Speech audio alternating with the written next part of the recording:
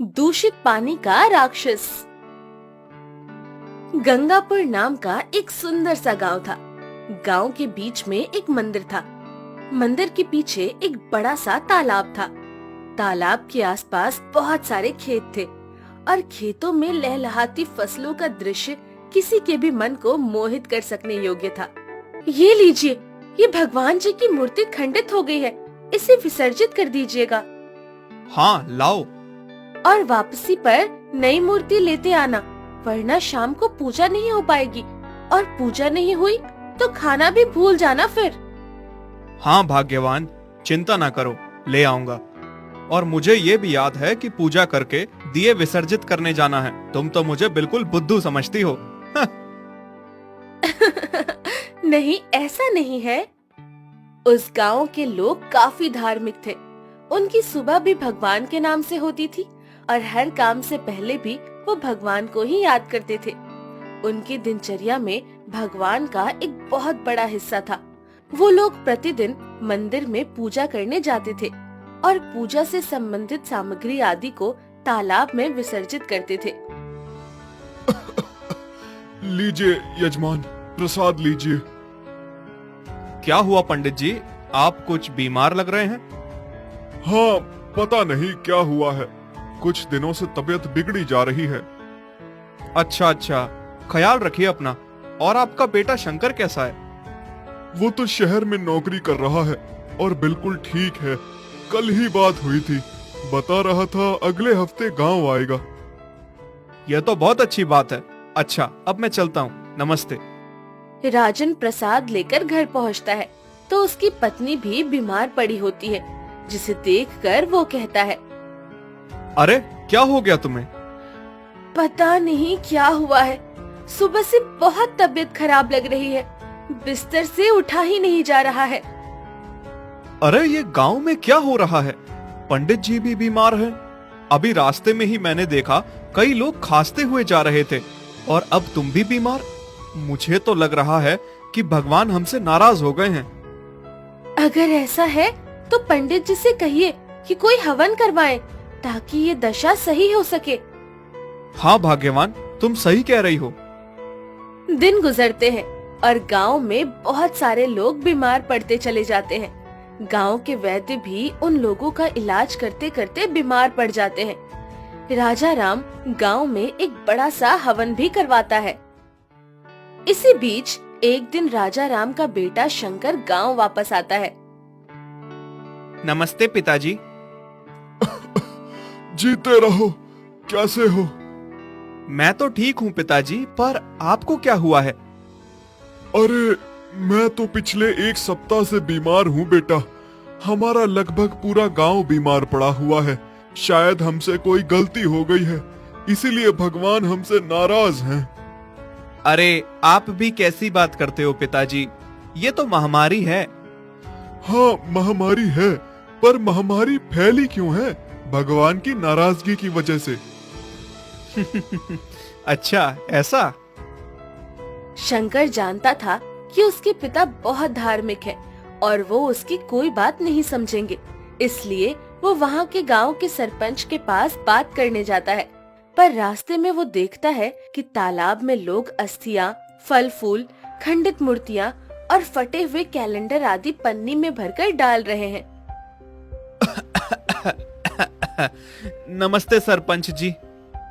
नमस्ते बेटा, तुम पंडित जी के बेटे हो ना? जी, मैं उन्हीं का बेटा हूँ। मैं यहाँ आपसे एक खास बात करने आया हूँ। ये जो गांव भर में महामारी फैली हुई है, आप इसका इलाज क्यों नहीं करते?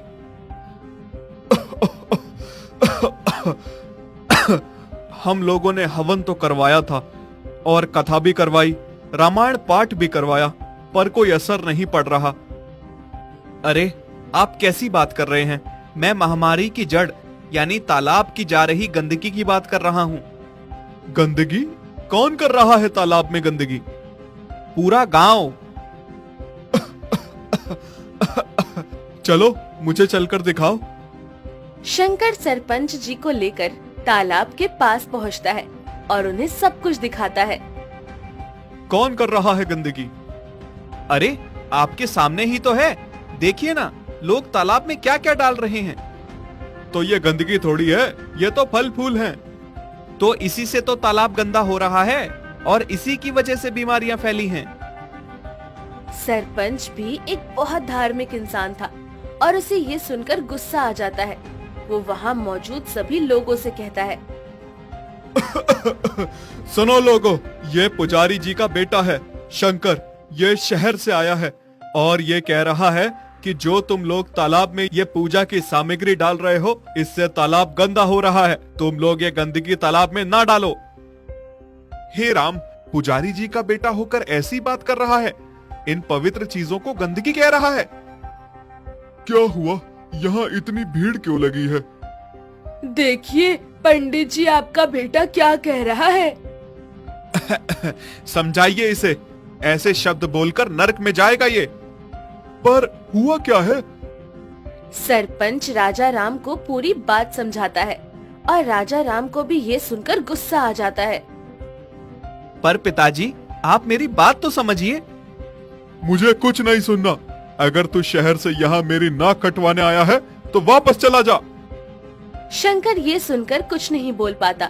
उसे पता था कि यहाँ के लोग उसकी तार्किक बात नहीं समझेंगे और उसे अगर उन्हें समझाना है तो इन्हीं के तरीके से समझाना होगा। मैं यहाँ के लोगों को इस हाल में नहीं छोड़ सकता। मुझे कुछ तो करना ही पड़ेगा। मुझे अपने दिमाग के घोड़े दौड़ाने पड़ेंगे। शंकर एक आईटी कंपनी में काम करता था, इसलिए उसे टेक्नोलॉजी की काफी समझ थी। वो उस ज्ञान को काम में लाता है और अपने घर में ही एक ऐसा प्रोजेक्टर बनाता है जो मोबाइल में चलने वाली वीडियो को 3D होलोग्राम बनाकर दिखा सकता था। और वो एक माइक भी लाता है जिसमें आवाज बदली जा सकती थी।